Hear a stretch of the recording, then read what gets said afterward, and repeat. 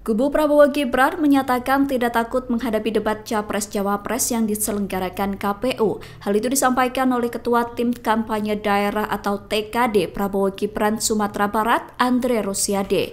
Andre bahkan mengusulkan debat Capres-Cawapres 2024 dilakukan menggunakan bahasa Inggris. Usulan dari tim Prabowo Gibran itu pun menuai berbagai respon dari kubu paslon lawan. TPN Ganjar Mahfud menganggap TKN Prabowo Gibran lupa dengan makna Sumpah Pemuda.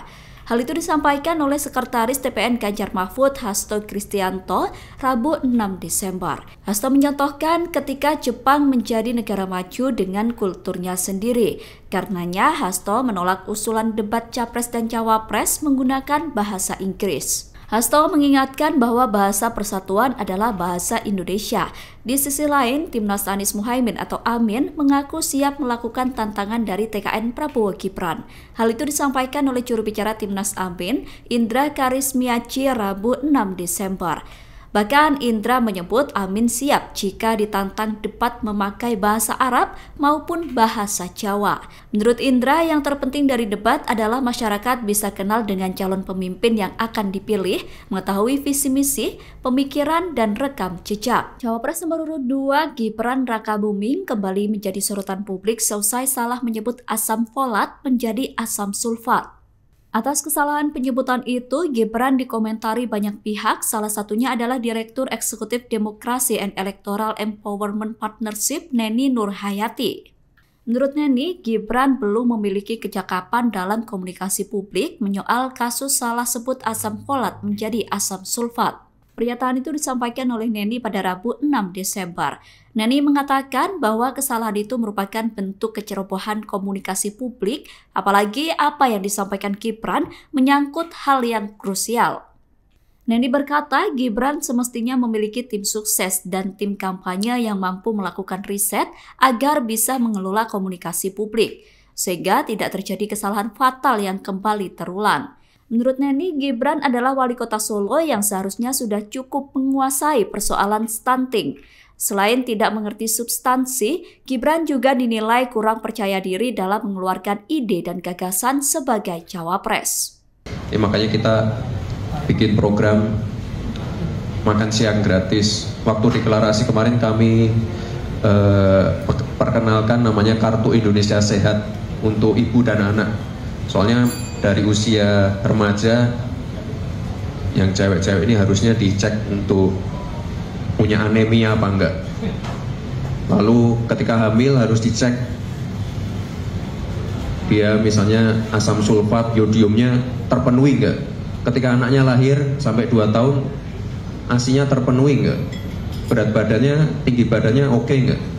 Lalu nanti setelahnya kita harus kawal terus sampai nanti dia besar, sampai 2045 nanti benar-benar jadi individu yang produktif. Juru bicara Timnas Anies Muhaimin atau Amin Zulkifli Mansyah terpergok menghadiri kampanye Ganjar Pranowo. Momen tersebut terjadi saat Ganjar melakukan kampanye di Mataram Sabtu 3 Desember malam. Adapun Zulkifli Mansyah merupakan kader PKS yang didaulat jadi juru bicara Timnas Amin. Zulkifli Mansyah disebut telah memberikan klarifikasi dan permintaan maaf kepada Timnas Amin. Pernyataan itu disampaikan oleh juru bicara Timnas Amin Billy David Nerotumilena di Menteng Rabu 6 Desember. Billy mengatakan bahwa kedatangan Zulkifli Mansyah ke Dialog Generasi Z bertujuan untuk menghormati ajakan Ganjar Pranowo. Kemudian menjadi ramai karena Zulkifli Mansyah melakukan pose 3 jari. Billy mengatakan bahwa kader PKS itu tetap berkomitmen mendukung Anies Muhaimin. Dalam kasus itu, Timnas Amin tidak memperpanjang urusan dan menerima permintaan maaf Zulkifli Mansyah. Ia menyebut masalah itu sudah selesai dan tidak perlu diperpanjang. Timnas Amin juga tidak memberikan sanksi apapun terhadap Zulkifli Mansyah. Budayawan Butet Kertarajasa buka suara soal intimidasi kepolisian saat dirinya menggelar pertunjukan teater bertajuk Musuh Bebuyutan. Butet bercerita bahwa saat itu dirinya harus menandatangani surat dari pihak kepolisian. Surat tersebut berisi larangan bicara politik, kampanye, tanda gambar, dan tidak boleh menyangkut urusan pemilu. Hal itu disampaikan Butet di kampus Universitas 17 Agustus, Rabu 6 Desember 2023. Menurut Butet, surat tersebut telah membatasi karya seninya dan merupakan bentuk intimidasi. Butet berkata bahwa intimidasi tidak harus melakukan pertemuan langsung ataupun berhadapan dengan polisi yang marah. Namun menurut Butet, penandatanganan surat yang disampaikan polisi kepadanya juga merupakan salah satu bentuk intimidasi. Menurutnya larangan membahas politik dalam kesenian itu baru dia dapatkan setelah 41 kali menggelar acara. Butet mengungkapkan dirinya merasa kehilangan kemerdekaan dalam mengekspresikan karya. Padahal menurutnya kebebasan berekspresi warga negara telah dijamin. Di sisi lain, Kapolres Metro Jakarta Pusat Kombes Susatyo Purnomo Condro membantah telah melakukan intimidasi dalam pentas seni teater Butet. Pihak kepolisian menyatakan tidak ada intervensi yang dilakukan termasuk menyentuh aspek materi dari pementasan Butet. Cawapres nomor urut 2 Gibran Rakabuming tidak hadir dalam undangan debat salah satu stasiun televisi Indonesia. Debat yang dihadiri oleh Muhaimin Iskandar dan Mahfud MD itu digelar pada Rabu 6 Desember 2023. Debat tersebut seharusnya ditujukan untuk 3 Cawapres 2024, namun Gibran memilih absen. Gibran mengatakan bahwa dirinya akan selalu mendatangi debat Capres-Cawapres yang bersifat resmi. Dalam hal ini adalah debat yang diselenggarakan oleh Komisi Pemilihan Umum. Awalnya saat awak media bertanya terkait absennya Gibran dalam undangan debat salah satu stasiun televisi itu, Gibran bertanya balik apakah debat itu diselenggarakan KPU atau bukan. Gibran kemudian menekankan bahwa dirinya akan mendatangi debat yang sifatnya resmi. Hal itu disampaikan Gibran saat ditemui di Hotel Grand Sahid Jaya Rabu malam. Adapun KPU baru akan menggelar debat perdananya pada 12 Desember 2023 mendatang. Gibran sebelumnya menyatakan tidak masalah jika debat Pilpres 2024 diselenggarakan seperti 2019. Ia mengaku sudah mempersiapkan debat Pilpres 2024 di KPU. Namun Gibran tidak mengatakan lebih lanjut terkait bagaimana persiapan yang telah dilakukannya. Capres nomor urut 1 Anies Baswedan menanggapi kasus dugaan intimidasi yang dialami seniman Butet Kertarjasa. Anies mengatakan tak seharusnya ada intimidasi dalam pementasan seni teater. Pernyataan itu disampaikan Anies saat ditemui di Lampung Kamis 7 Desember 2023. Menurut Anies, Indonesia menerapkan asas demokrasi dan kemerdekaan mengungkap pendapat, sehingga semua orang bebas mengekspresikan pendapatnya termasuk kegiatan teater. Anies mengatakan kegiatan teater merupakan ekspresi yang dilakukan berdasarkan kenyataan yang ada di tengah masyarakat. Menurut Anies, pentas teater merupakan ekspresi yang tak seharusnya dibatasi terlebih oleh aparat negara. Oleh karena itu, ia menegaskan agar tak ada lagi resistensi pengungkapan ekspresi terlebih acara seni seperti drama teater. Anies mengingatkan agar jangan sampai yang boleh diungkap hanya peristiwa yang enak didengar di kuping negara tapi tak enak di kuping masyarakat. Menurut Anies, semua orang punya hak menyuarakan pendapat dan memiliki ruang untuk berpendapat. Berikutnya adalah melanjutkan. Melanjutkan jadi ya? Melanjutkan. Melanjutkan. Siap. Agar lebih baik. Yang belum baik apa nih Mas? Saat ini Pemret, ada yang dari Antara, ada yang dari Capres nomor urut 3 Ganjar Pranowo melakukan kunjungan ke Ibu Kota Nusantara atau IKN di Kalimantan Timur. Ganjar mengunjungi Rumah Teknologi, Titik Nol hingga Menara Pandang. Kunjungan tersebut dilakukan Ganjar pada Rabu 6 Desember 2023. Dalam kunjungan itu, Ganjar menegaskan bahwa dirinya berkomitmen melanjutkan pembangunan IKN. Ganjar menegaskan bahwa apa yang diwariskan pemerintah Jokowi akan ia lanjutkan. Ganjar berkata bahwa IKN sudah ada dasar hukum undang-undangnya, sehingga menurut Ganjar, siapapun presidennya nanti harus melaksanakan undang-undang. Pernyataan itu disampaikan Ganjar merespon pertanyaan dari Sekretaris Keuskupan Agung Samarinda, Romo Weli Brutus terkait bagaimana melakukan pembangunan yang merata. Romo juga meminta agar saat terpilih menjadi presiden, Ganjar bisa melakukan pembangunan infrastruktur penunjang di daerah sekitar. Dikatakan Ganjar, pembangunan proyek IKN sejatinya memakan waktu panjang dan harus berproses. Namun yang mesti digarisbawahi adalah pentingnya pembangunan di daerah penunjang. Ganjar mengaku akan mempercepat proses pembangunan dengan mengandalkan keuangan negara dan swasta. Capres nomor urut 3 itu juga merangkul seluruh masyarakat di Kalimantan Timur untuk turut andil dalam pembangunan itu.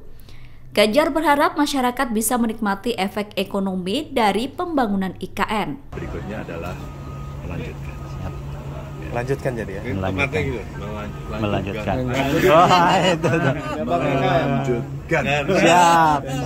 Agar lebih Baik. Yang belum baik apa nih Mas Gan? Saat ini Pemret, ada yang dari Antara, ada yang dari Kita memperbaiki tata kelola pemerintahnya, good governance-nya pasti akan bagus.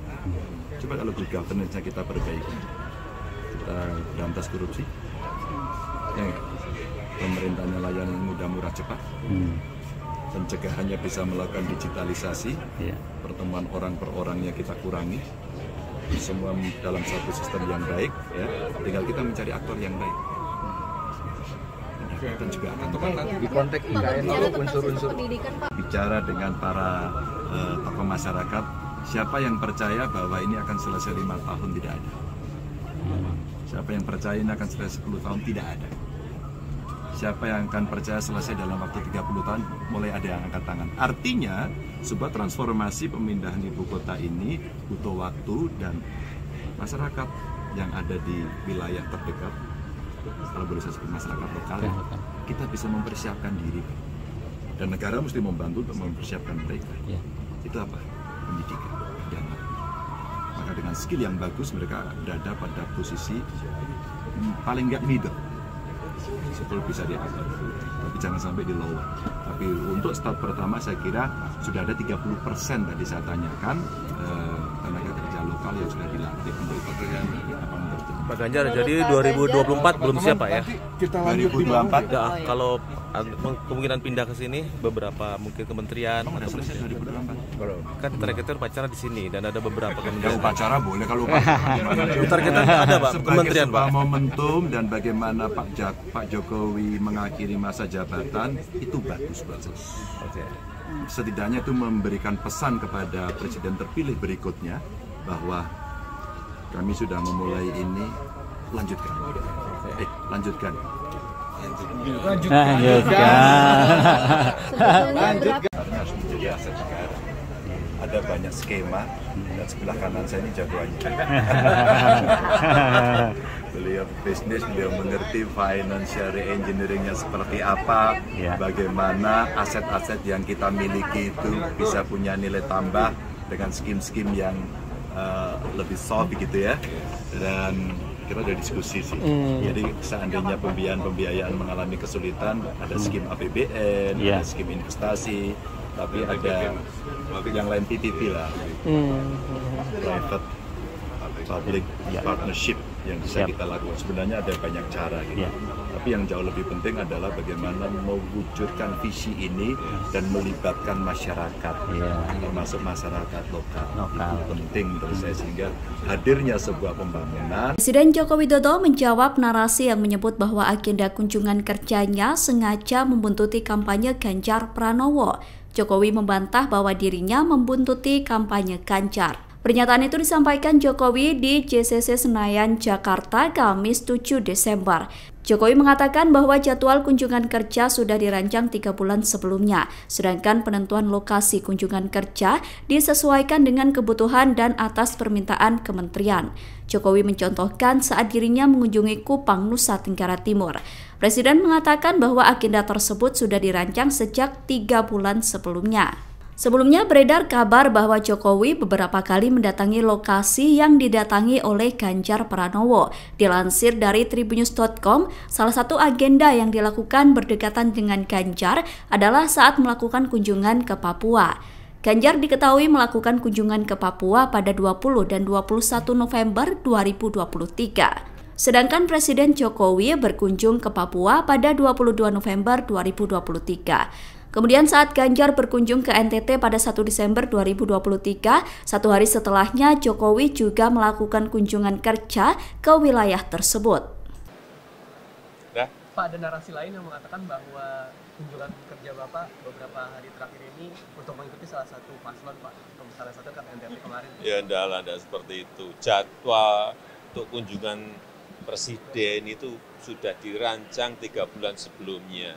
Dan pasti ada tujuannya, misalnya kemarin ke Kupang, ada peresmian rumah sakit senilai 420 miliar. Rumah sakit yang besar sekali itu sudah biasanya dari kementerian sudah ngantrinya lama, 3 bulan sebelumnya, Pak mau diresmikan. Peresmian kemarin yang Gereja Katedral di Kupang, itu juga sudah lama sekali, bukan sehari 2 hari berangkat kayak tidak seperti itu. Jadi terencana jauh dari sebelumnya.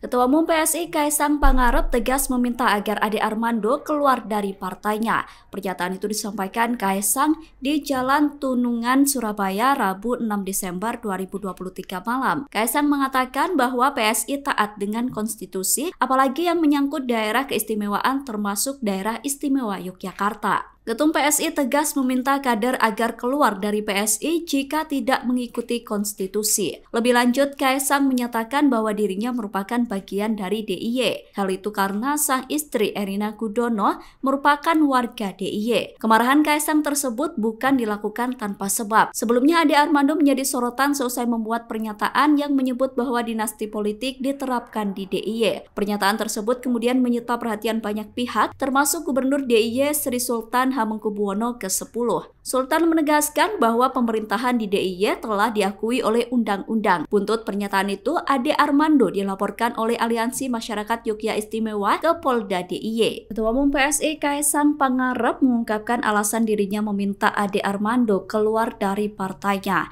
Ia mengatakan bahwa PSI taat dengan konstitusi di Indonesia.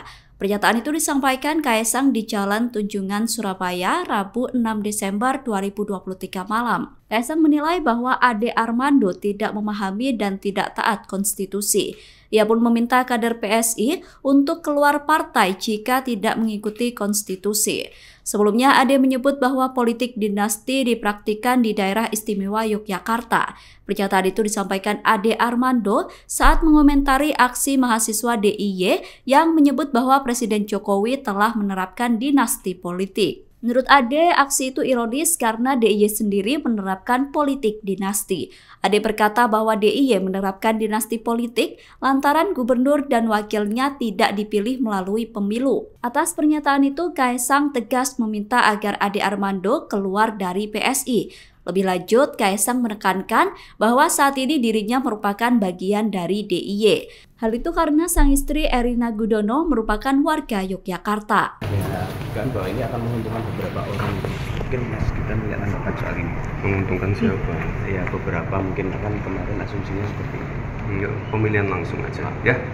Wali Kota Solo Gibran Rakabuming tidak setuju dengan adanya rancangan Undang-Undang Daerah Khusus Jakarta atau RUU DKJ. Pernyataan itu disampaikan Gibran saat ditemui di kantornya Kamis 7 Desember 2023. Gibran mengusulkan penunjukan Gubernur DKI Jakarta dilakukan melalui pemilihan langsung. Seperti diketahui, RUU DKJ saat ini masih dalam pembahasan, sehingga usulan mengenai penghilangan pilkada di Jakarta belum diputuskan. Di sisi lain, Gibran mengatakan bahwa tidak ada pihak yang diuntungkan dengan penetapan RUU DKJ. RUU DKJ disepakati menjadi usul inisiatif DPR RI. Usulan tersebut disampaikan dalam rapat paripurna ke-10 DPR masa persidangan kedua tahun sidang 2023-2024. Rapat paripurna tersebut dilakukan pada Selasa 5 Desember 2023. RUU DKJ itu dirancang karena ibu kota negara akan berpindah dari Jakarta ke ibu kota Nusantara di Kalimantan. Di sisi lain, Presiden Jokowi masih menunggu pemberitahuan resmi dari DPR mengenai pembahasan RUU DKJ. Jokowi akan membuat surat presiden jika sudah ada pemberitahuan dari DPR. Surat itu berisi penunjukan menteri-menteri yang mewakili pemerintah dalam pembahasan RUU DKJ. Ibu Anies Muhaimin mengomentari program yang dilakukan oleh pasangan Prabowo Gibran. Timnas Amin mengatakan program makan siang gratis merupakan program biasa. Pernyataan itu disampaikan oleh juru bicara Timnas Amin Indra Karismiaji Rabu 6 Desember 2023. Indra mengatakan bahwa Anies telah melakukan program itu di Jakarta pada 2019 lalu. Seperti diketahui, pasangan Prabowo Gibran gencar mengkampanyekan makan siang dan susu gratis untuk anak-anak. Indra mengatakan yang membedakan program Amin dengan kubu Prabowo adalah bukan sebuah janji tetapi sudah terbukti terlaksana di tahun 2019 dan tinggal diekskalasi ke tingkat nasional. Indra menyebut bahwa program itu bukan merupakan program utama dari kepemimpinan Anies di Jakarta. Ia menyebut bahwa program makan siang gratis merupakan program biasa di DKI Jakarta. Indra mengatakan bahwa program sekolah swasta gratis juga sudah dilakukan di DKI Jakarta. Download Tribun X sekarang, menghadirkan lokal menjadi Indonesia.